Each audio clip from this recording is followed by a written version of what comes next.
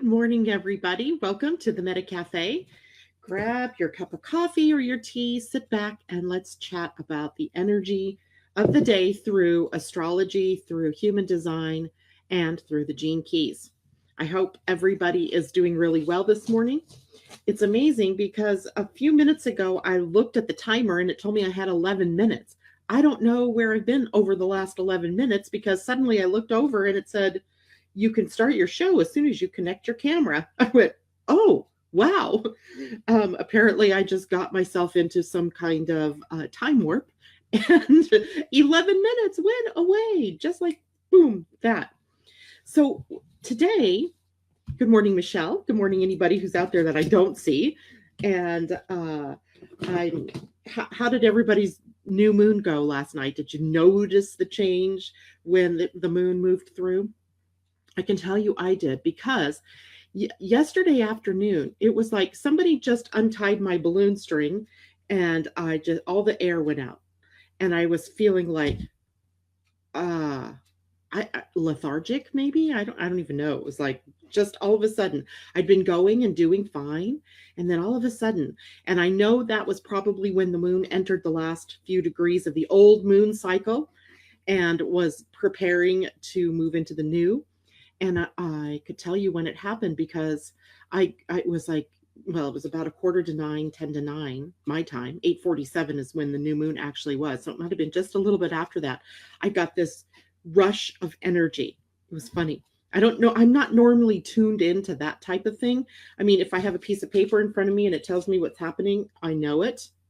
But feeling it sometimes is a little bit different story. And yesterday I actually felt that shift of the moon. And it was funny because, I usually go to bed between 10 and 10:30 or so. And I'm like, oh my gosh, I'm getting this rush at 9 o'clock at night just before, bed. But I did sleep really well.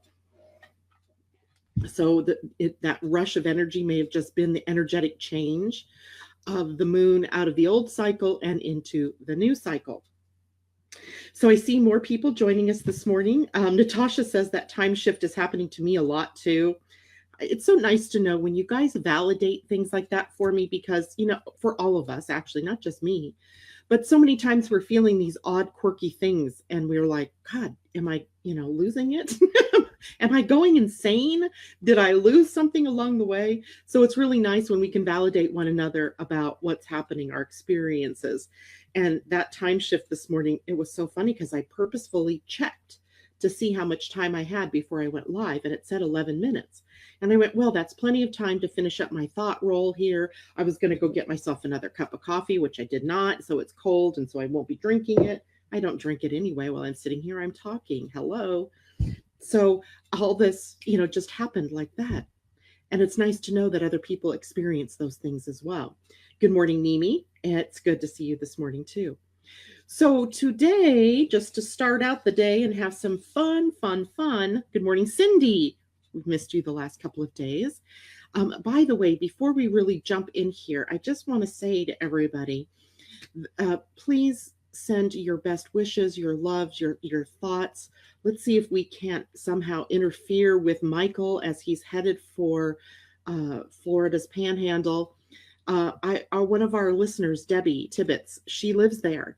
And it is, aimed right at, she lives somewhere around Panama City. That's not the town she lives in, but it's right there. And it's aiming itself right at their part of the world. So, and it's interesting that this very powerful hurricane develops in the aftermath of the chaos that's been going on here, at least in our country. And I don't know about the rest of the world, but specifically, this storm is a monster. It's huge, and it's sprung to life in the aftermath of the chaos that we experienced as human beings last week here in this country, and now it's aimed right at this country. It's interesting to see. So if and I believe that we are a factor. We play a role in the creation of these storms, or we are caught up in them. Right? The energy is tumultuous as it is. We feed into it. We engage in it emotionally, and our emotions create ramifications or the ripple effect, the chaos theory type energy, and it definitely has an effect on the weather, and in this case, the storm. So if that's the case, then our sending energy of love and peace and, harmony should hopefully be able to downplay this storm instead of up, making it stronger. So, Debbie, our hearts and thoughts are with you. Anybody else who's in the pathway? I know there are others of you that I don't know where you live. If you're in the path of that storm, get to safety and know that the rest of us are holding space for this to pass on through the area with as little damage as possible. All right. So, because the moon is void of course, I mean, it's like this cosmic joke, right? Opening, big, huge portal opens for us to be able to create and start something new. And then it immediately goes into void of course, and not just a little void of course, but a long one, literally encompassing the whole of the day today until 9 o'clock tonight, my time. So that's midnight for you all on the East Coast, 9 minutes after midnight. And then we have, the energy for us to really get going again after the new moon. So what can we do with our time today that would support us in being able to launch into the world in a big way tomorrow? So one of the things that we know from the study of our void of course moon is that one of the things we can do is study, or to reflect, or to pray, or to meditate, or to do yoga, or to, go back and clean up your desk, or do the clean up a project before you launch something, check everything, make sure everything's doing well. So in the spirit of that, today, I thought I would introduce a new concept to you, a new way for you to look at your human design and your gene keys. And this one's a little more complex. So if you have your human design chart close at hand, I would get it out.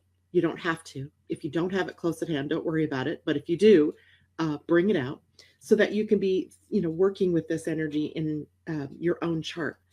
And like I said, this is complex. Don't be worried if you don't get it today. I will eventually do a webinar on this specific thing, but I thought it would be good for us to start really being introduced to how all of these gene keys and human design gates work together, because they create a flow or a stream of energy. There are several streams of energies in your human design, and it's put together by gene keys and gates that have like energy. They're not the same, but they're similar, and they move together sort of in a group to create the energy of that stream. Okay. So I want to just go back and remind you a little bit about yesterday when we were talking about the gate 57 and 10 and how it connected. Here's the chart from yesterday where I was showing you that the spleen at gate 57, which is where the sun is sitting, was connected to the identity center, or the G center, we call it sometimes, at gate 10, right? This whole thing is the sun, and this one was Saturn. And then Earth was sitting down here yesterday at gate, what was she sitting at yesterday? She was sitting at 50, Earth is sitting at 51. The moon was moving through the gate 18 yesterday. So as we sit down and think about this, what we're looking at is this energy in the spleen, which, remember, we talked about was panic, alarm, in that something triggers our fear responses, takes us from alarm into intuition. If we are raising up through the levels, from the level of the shadow to the gift, we see intuition. And at the highest level in the spleen energy, this is the spleen in general, we have the energy of presence, right? And presence, where we are fully in awareness, fully in the now, right? Presence. And then we saw at the identity center that this is connected through the planet Saturn. We'll get into a study of the identity center here at some point in the future. But for right now, I want you to remember that 5710, the channel that is connected, right, was called the channel of self-awareness. The channel of self-awareness. And it was part of a bigger stream called the stream of awareness. So I want to show you now, I want to introduce to you circuitry. Circuitry in human design, there are three big circuits. One is called the individual circuitry, one is called the tribal circuitry, and the other is called the collective circuitry. As you might imagine, the energy in the individual circuitry is all about the you, right? It's about I, me. There are sub-circuits underneath those. And the sub-circuits for, I'm just going to give you the names. Please remember, like I said, this is huge. And I don't want you to get confused, but I want to give you the names. Don't try to remember it all. It's okay. Under the individual circuitry, we have these sub-circuits. And we have one called the integration circuit, the knowing circuit, and the centering circuit. So when you hear me say those words, you'll know, oh, okay, that's individual circuitry. And these circuits all tend to have mutation at their core. Mutation, changing humanity, causing evolution in some way. And in the stream of awareness, of self-awareness, it's part of this integration circuit. It's in the individual circuitry. It is called the stream of self-awareness. So 57 to 10 right here is the stream of self-awareness. And if you remember, that stream was about panic in its lowest expression, self-awareness in its gift, and elegance in the highest expression. And in that particular circuitry lies the soul of humanity, right? The whole of this circuit. And if you look, I'm going to show it to you again, but this time I'm going to show you the rest of the parts of it. It contains 57 and 10. It contains 20 and 10. It contains 34 up to 20, which is the archetype of the manifesting generator. So those of you who are manifesting generators that have this as your main channel might recognize that right there, right? It also contains 34, 10, and 34, 57. So this is a channel that has a lot of overlap in it, or a circuit, that has a lot of overlap in it. But all of this energy is sort of deeply esoteric. It takes us into the depth of who we are. And in this, it is really because of the connection to the sacral, it is intuition that is motorized by life force. What do I mean by motorized? The sacral is a motor. It has a lot of energy associated with it. So this takes our intuition and actually moves it out into the world in some way. If you are rather focused down in the fear, then it takes panic and it rises it up to the surface, motorizes it, and puts it out there into the world, right? If you're using your intuition in a powerful way, which is the gift in the spleen, then that takes this energy, rises it up, and puts it out into the world as self-awareness. Let me know if you're following me. Good morning, Colleen. Good morning, Suzanne. If I've lost you, tell me, and tell me what you're not clear on.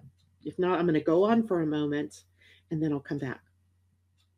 So I already said the energy in this channel and these channels is mutative. It has an effect of changing us.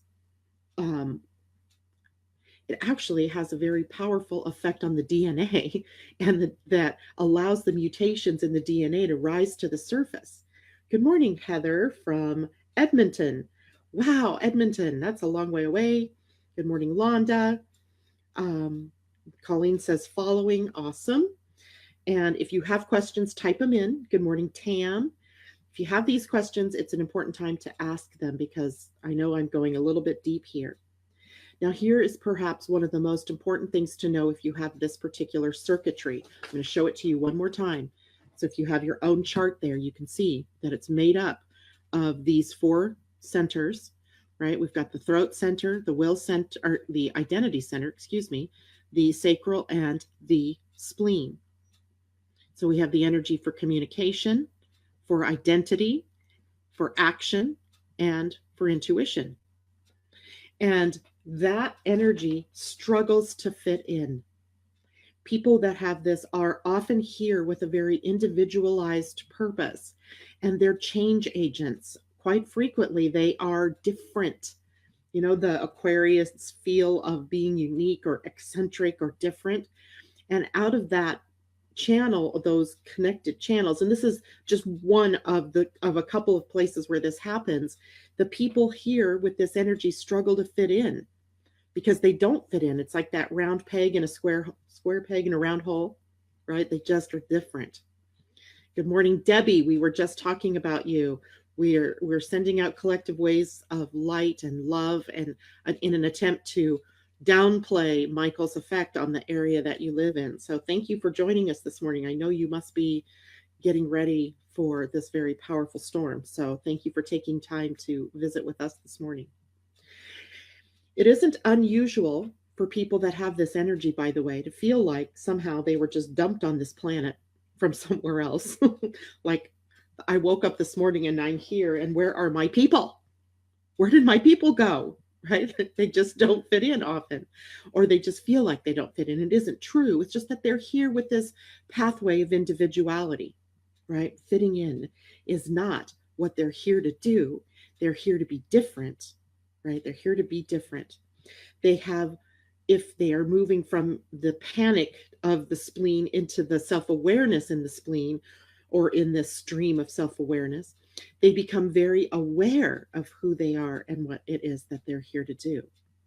So this individual circuitry, it's a big circuit. There's a lot going on in that circuit. And in this specific day, today, with the sun and the connection to the identity center through the stream of self-awareness, we are all becoming more self-aware. Because normally, even if you don't have that channel normally, suddenly you have it.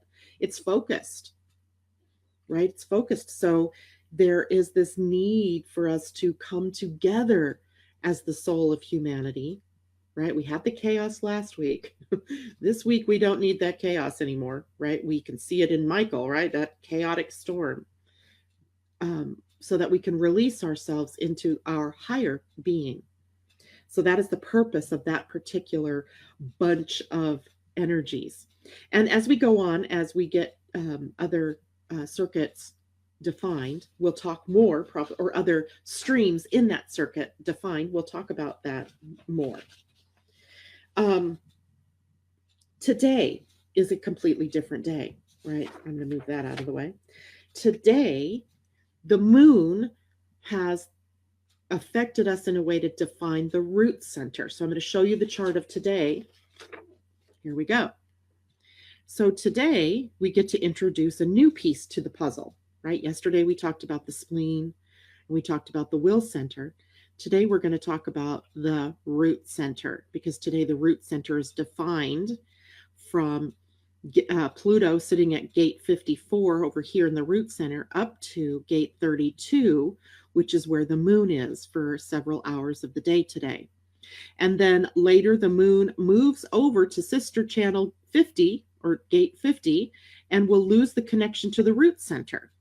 So all through the day, this is happening every day. I'm just showing it to you now because I think we have enough of a basis that you can understand that different times through the day, if you're noticing access to different energies and then it turns off, you know why, right? Because it somehow is affecting your personal chart. So now we have this energy of the root center that we need to look at. And the root center has its keyword, and its keyword is impulse, not impulsiveness. Good morning, Linda. Good to see you. Its energy is impulse. And I want you to think of this as the impulse to start something, like the not being impulsive, not the state of being, but an impulse, a starting energy that moves through, or moves up rather, through your human design. So the root center in its lowest expression holds the energy of stress, right? So we talked about this when we looked at Pluto at gate 54, where the stress here is the move to become enlightened, right? Gate 54 begins the mystic circuit, sort of tangential to it, but it is the energy for us to go out and become something. Gate 54 supplies the ambition and the drive to go on our personal hero's quest, the drive to show up in our lives in some way, If we look at it from a spiritual standpoint, it is the drive toward enlightenment. And we've had Pluto sitting there. We will have Pluto sitting there long term, probably up until the end of the year, maybe into January. And the I'll talk to you about that in a minute here, Wanda. She brings up an interesting point that I want to share. But right now we're on the root center. It begins in the lowest shadow of stress, right? And that stress can be turned into, in the gift, it's the energy of drive, right? I'm driven to go out into the world and serve, sharing my gifts, serve by sharing my gifts, my talents, whatever it is that my individuality, whatever part it is that I have to play in the big tapestry or collective of humanity, right? And in its highest expression, in the root center, it's the energy for evolution. Evolution.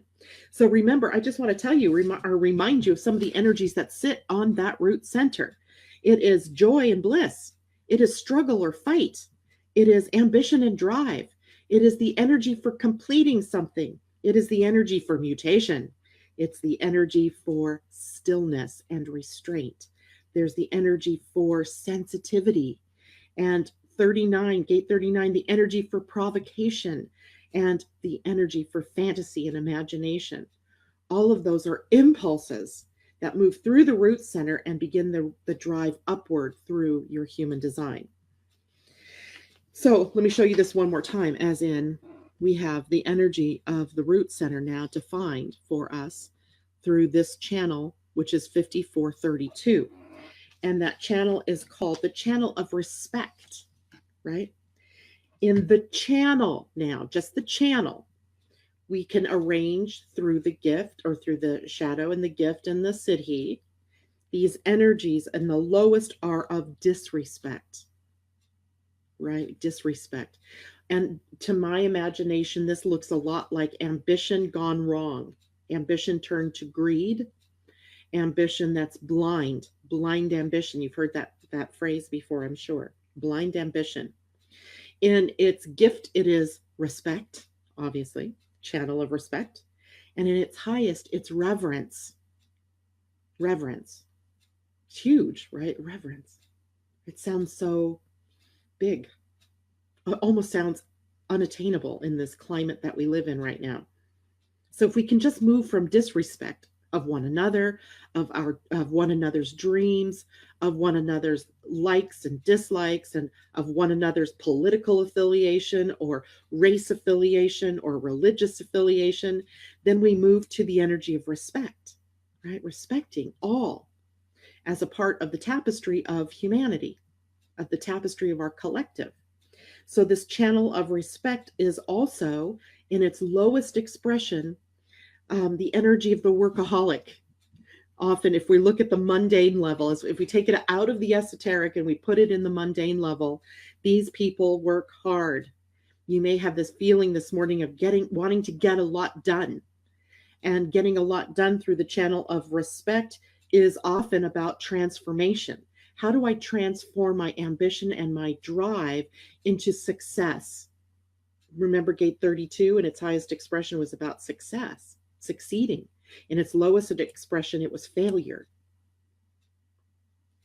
So we have the energy this morning of this need to transform or to get our work out there, to really work that work, but in a void of course moon. Conundrum, paradox, right? Paradox. This energy is triggered for all of us to want to do all of this work, to feel this ambition and this drive, but we are in a void of course moon, which does not support our going out there and doing something new. So what do? Well, you turn it inward, right? You turn it inward and you do some self-study. You get your human design chart out and you take a look at it and you go, oh, I have that channel. Where am I disrespecting either myself, because that's true too, or others? Where am I feeding into this energy of being a workaholic, using drive and ambition incorrectly? This is the impulse energy. Impulse, not sustainable. The root center is very much like the will center. That's energy pulses on and then pulses off, pulses on, pulses off. It's impulse, right? The impulse starts something, but then the energy for it wanes. It's about getting started, not sustaining it.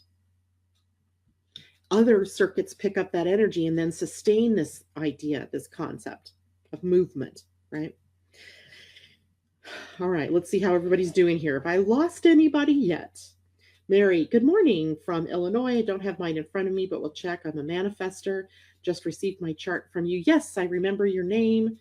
Linda, I said good morning to you. Londa said something interesting that I wanted to share. So I'm going to show this comment, mostly so I can read it all without having to not, well, for whatever reason, it's not popping up in front of me.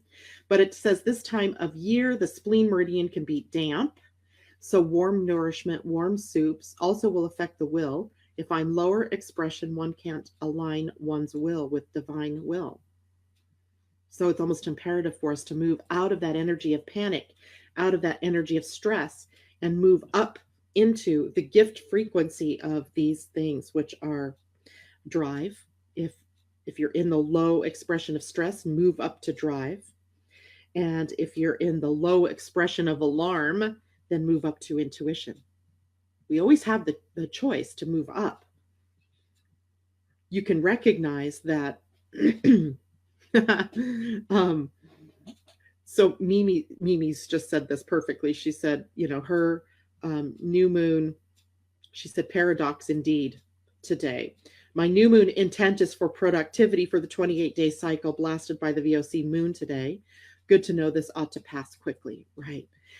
Because our action, if you think of the root center and even the will center in some respect, but it works a little differently. But if you think of the root center, the impulse comes up and it expresses and then it dies down. And it's almost like the moon, right? The moon lights up something, goes void, of course, drops us into inaction, and then comes back again and it hits something new, right? And the next level of action can take place. So it is, and it's very much like our breathing, right? The in-breath, the pause and the out-breath, and then the out-breath, the pause before the in-breath, and it's that flow. So we get a feeling that, the energy in your human design works very much like breath, in and out, stillness, action. And we see that energy always reflected to us in that root center as well, right? Stress is relieved through drive, right? Alarm is relieved through intuition, right? So disrespect is superseded by respect, right? You can move forward out of disrespect by respecting. That doesn't, by the way, I think sometimes we get caught up in, if I respect something, that means I believe in it. That's not true, right? I can respect that you're a Buddhist, but that doesn't mean I have to become a Buddhist or that I believe everything in, that particular ideology. If I'm, looking at your race and I see a difference in your race to mine, that doesn't mean that I can't respect your differences, our differences.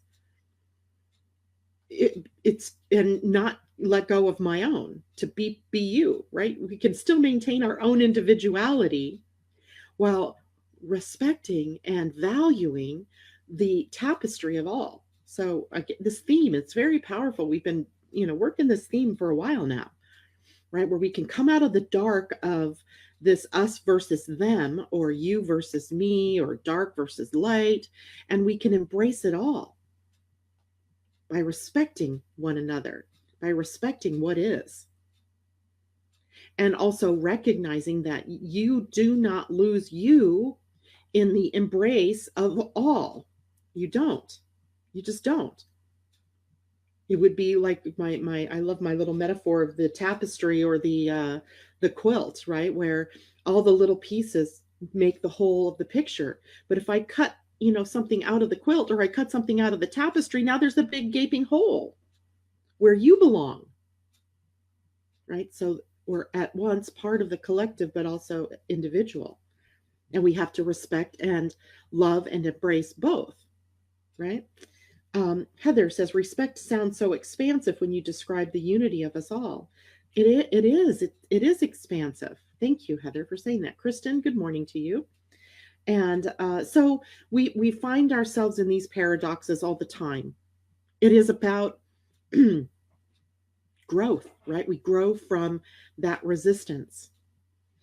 And I think I've used this metaphor before too, where when we want to change states from frozen water to liquid water, we have to apply heat. Heat supplies the resistance to change the state from frozen ice to liquid water, right? There's that resistance that creates a change of state. If we want water to go to water vapor, we have to boil it, right? We have to inject more heat or resistance into it so that the molecules will speed up and let go of their bonds so they can rise, so that they can ascend, if you want to look at it that way, right? So the resistance in the outer world is not a bad thing, right? It's not a bad thing. It serves our growth and our expansion by creating evolution, right? It's an impulse to evolve, the highest expression in the energy of the root center, evolution, right? Okay. So hopefully everybody's getting this. I know this is complex. You'll hear me talk about this more as we move on, because I think it's important that we understand holographically who we are and the energies of our charts, because they're not just 2D. They're just not, 2D on paper like this, right? Oh yeah, that means this, and this. You're not a 2D representation. You are deeper than that. You're more holographic than that. And there's beauty in that holograph, right? Seeing the depth and how all the parts communicate together. So we will talk more about this, I'm sure. Let's see, there was something else I was going to show you this morning, the ego circuit. Why was I going to show you the ego circuit? The stream of cooperation. Okay. So,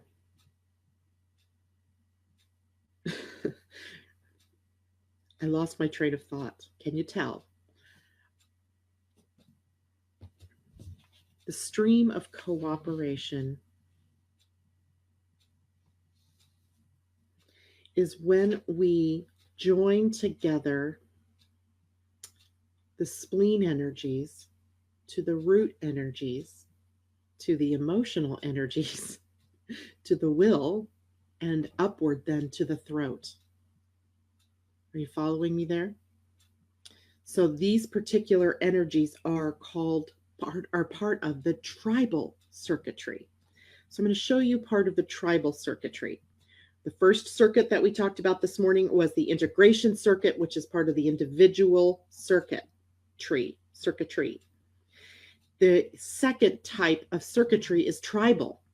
And the tribal circuitry is really very much about love. It is about how we are together in community, right? So it's made up of the defense circuit and the ego circuit. And we'll talk more about those little circuits later, but the tribal circuitry is all about how we come together as humanity.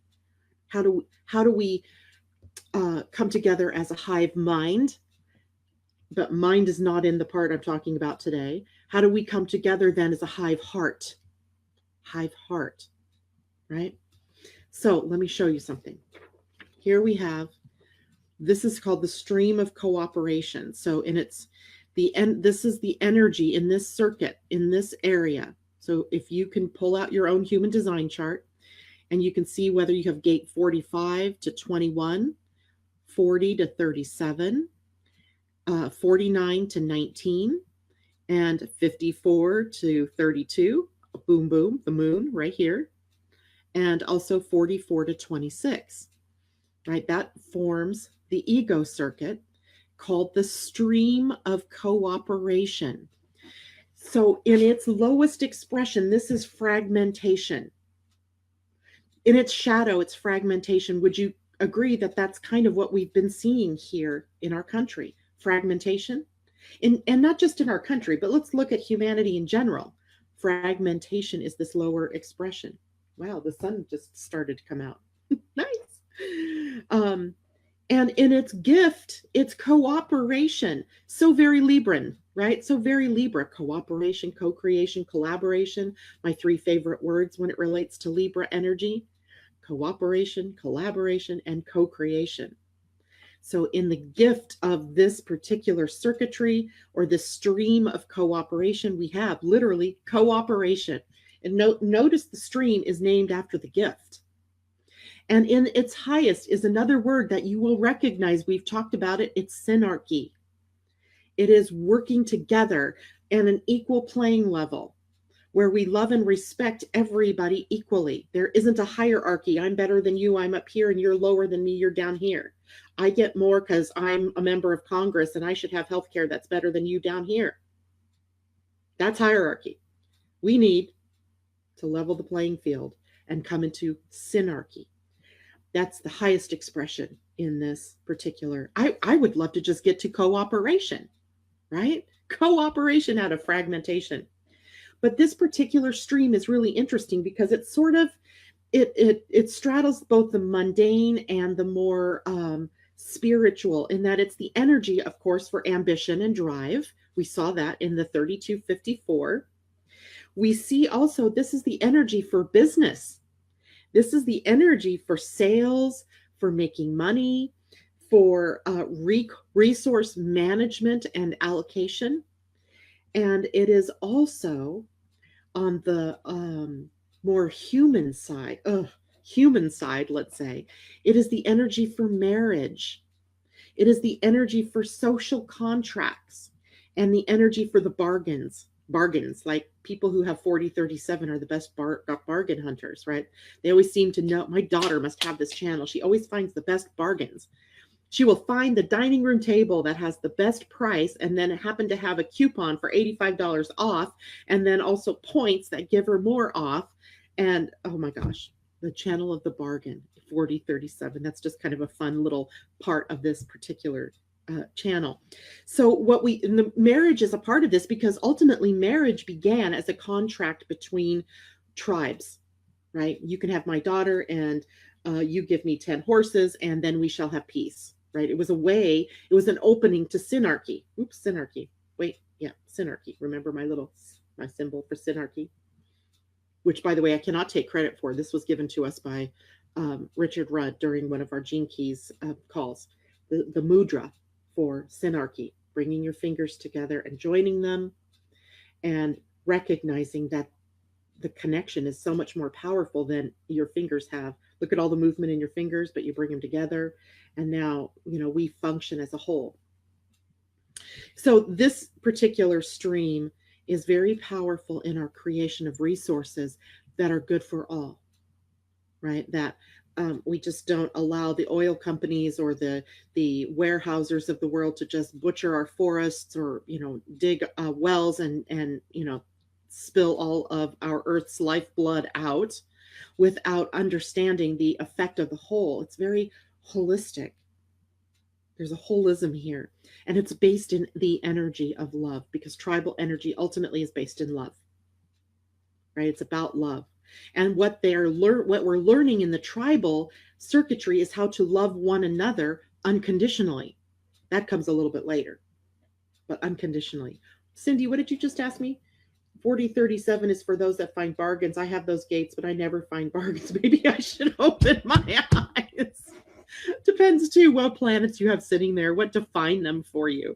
And reality suggests that bargains are always something about time, right? Time. And notice that it connects up to the emotional center, the time, clarity over time, right? Clarity over time, being in the right place at the right time for the right bargain. And sometimes it doesn't happen in that moment that you want it, right? It happens with clarity over time. I love it, Cindy. I have that channel too. But okay, maybe it isn't about the bargains, but it's about the people that you collect around you that are supporting you, right? The community that you're building.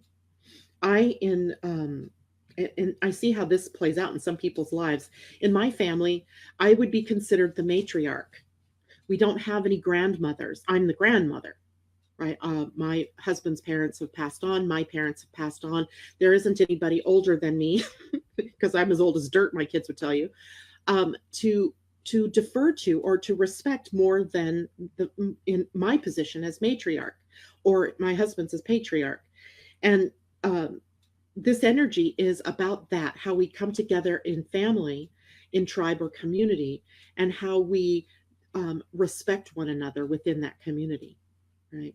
We've formed a community here, and that community here is where everybody's voice gets added to it. We may not always be able to be talking at the same time, but we are all communicating with one another, right? That's part of this too, is that coming together in community. So the reason I really wanted to share this with you is because this is a short energy that happens today, but it's a very powerful connection to your human design in that we are designed for cooperation. We aren't designed to be in this separation, all for themselves kind of energy. That goes against the natural grain of how we're designed. It is part of our evolution then to come to cooperation. Cooperation, collaboration, and co-creation. This time of the year that gets focused for us because of Libra, the Libra energy. The Libra new moon helps us focus this in. So maybe today, instead of taking action on any one thing, because the void of course moon doesn't really favor that, is look at ways that you can collaborate, that you could maybe look at ways where you're not cooperating. Where are you out of sync with the whole? And how can you contribute your special voice or your special brand of beingness to the whole? I don't want you to become the whole.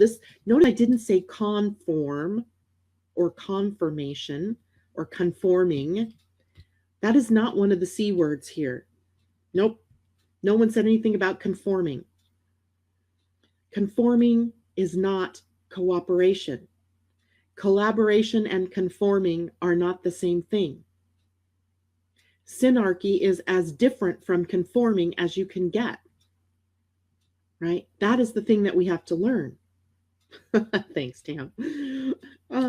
She says, I love collaborating with Janet. Tam, by the way, I'm going to introduce you guys to on Friday. She will be here in the morning with me. And I'm hoping that we will she can show you a sketch of what it is that we've been working on and how she beautifully puts into art the words that I provide her about what goes on astrologically. It's really kind of, it's amazing. It's an amazing process that she goes through, and the end result is pretty amazing, which makes me remind each of you. Yesterday, I posted on the page, on my Living Astrology page, the link to the Kickstarter campaign to enable us to get the energy almanac up and out, right? I want to remind you, this is Tam's project, so you'll see my name attached to it, but it isn't, you're not necessarily supporting Living Astrology, but by reflection, you are, right? Because it's my astrology connected to her art that's driving this almanac, as well as another woman who's providing the graphic art, then another woman that is providing the numerology to this. And I hope I'm saying all that correctly, Tam. If I'm not, you could correct all of us on Friday. But I want you to understand this is a Kickstarter campaign to get this energy almanac out and into the hands of people like you who love astrology and who are wanting to know more about how to live life in that particular way. We're talking about living astrology here, right? Okay. Living astrology through the energy almanac. So Tam says, yes, you absolutely are supporting Janet and living astrology, but the dream is bigger than that, right? It's a huge dream. So please check on the link. Go to the Kickstarter program, take a look at what the project entails, and if you find it in your heart that you want to participate, if you want to support, then please do so with your pledge of dollars. And Tam says it's the illustrations of all the things that I discuss. It is really, and it's really interesting to see the art behind the words. I love it. I love it. She does what I can't do. Like if I could sit here and draw pictures for you, that would be so much fun. But I can't do that. That's not who I am. I'm a Gemini. It's all about the words and the mind and the words. She's I think she's on the cusp of Libra, and yes, you're Libra, and it's about the heart. It's right. She can put the beauty of the word. She can bring out the beauty of the words through her art, and it's really kind of an interesting combination. I love it.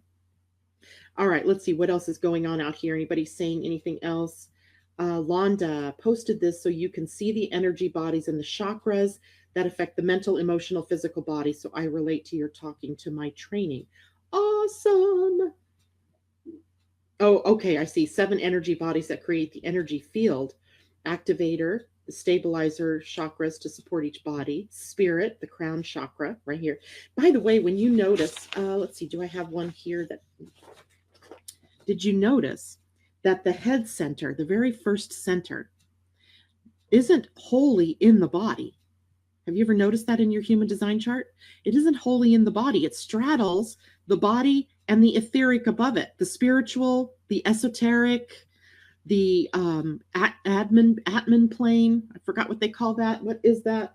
Just think of it as the spiritual plane, right? So it tells you that this energy here at the head is in, which has the energy of inspiration, is being inspired from above and bringing that inspiration into the physical here.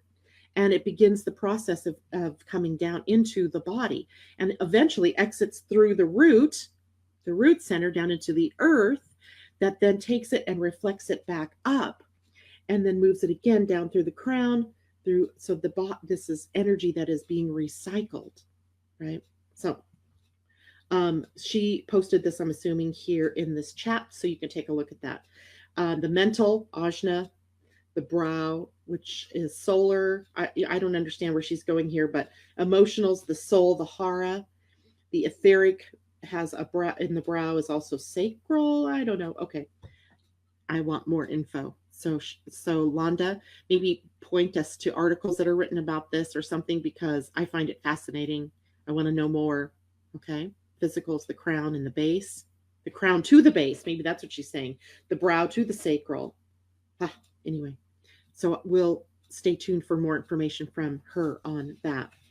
Okay, so let's see, what else did I have for you all today? Because the moon isn't doing any dances that I really can talk about today, I'm going to talk about Mercury, because Mercury is doing a dance, at least in the early part of the day today. It is making some minor, I say minor, but you know, if you're experiencing it, it probably doesn't feel very minor, but minor aspects to Chiron and to Neptune today. Remember, Mercury rules your voice, the talking, the ability to communicate through writing, through dance, through art, through voice, any number of ways that we communicate with one another. And when Mercury is challenged by Chiron, sometimes the perceptions in your mind are twisted, right?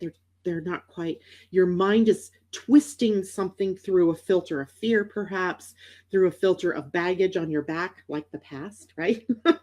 Through a filter that isn't clear. And Neptune also being in minor connection to Mercury doesn't help any, because Neptune tends to make things murky and hard to speak, hard to see, or hard to understand, or hard to speak even. So in a way, a little bit of time this morning, we may feel unclear. We may feel a little, maybe that's what I was feeling yesterday, is maybe this was building up, that feeling of just like murkiness, of tiredness. I just got so tired. Literally lifting up my arm was effort. That was, to me, not me. I'm usually all buzzing around doing this, doing that. But there was a lot of, I could tell, a lot of mental focus that I had been using that was depleting my body, and it needed to rest. And so I just had to do that. I had to go with that. And one of the other things that happens to us when Mercury's involved with Chiron and Neptune is we begin judging. Judging ourselves and what we're doing or what we're not doing, judging others, and why did she say that, and what was she, meaning me, and personalizing and judging. Let's cut that one off at the knees today, because that isn't going to serve you at all. And here we also have the energy of Mercury getting ready to change signs out of Libra, where he was bringing us messages about cooperation, collaboration, and teamwork, and all the energies that Libra could bring. And he was telescoping to us that energy of Venus turning retrograde. And now he moves on into Scorpio. and he will join Venus here shortly, and also later on he will join Jupiter.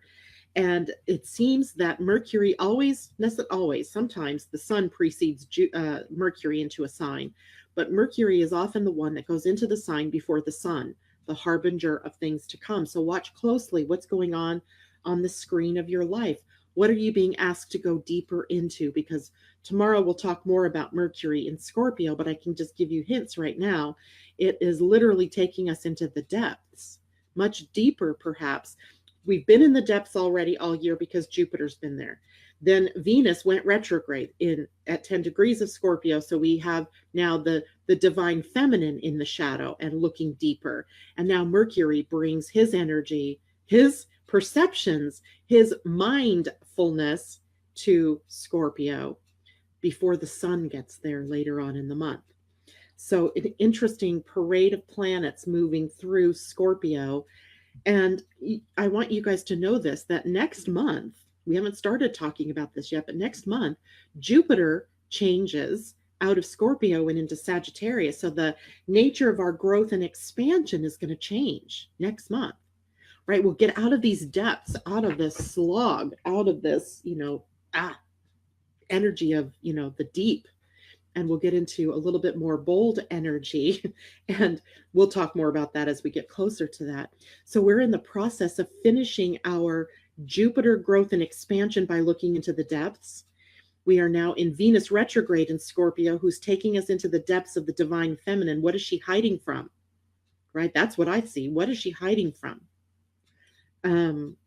What is the feminine need to hide when indeed it needs to rise and be seen?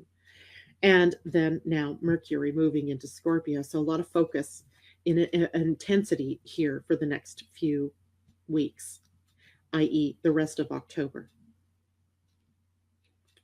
And I prefaced October with the idea that the sun was going to be sitting at all the gates of fear during this month. And that is partly a reflection of this time of the sun straddling Libra and into Scorpio. So I know I've thrown a lot at you today. Please feel free to send me your questions. I always forget to remind you, I have an email address. If you can't just, put it, if you need it to be more personalized, right? You don't want to just splash it out there on the page. You can send an email to livingastrology111 at gmail.com. Let me type that in here for you all. And livingastrology111 at gmail.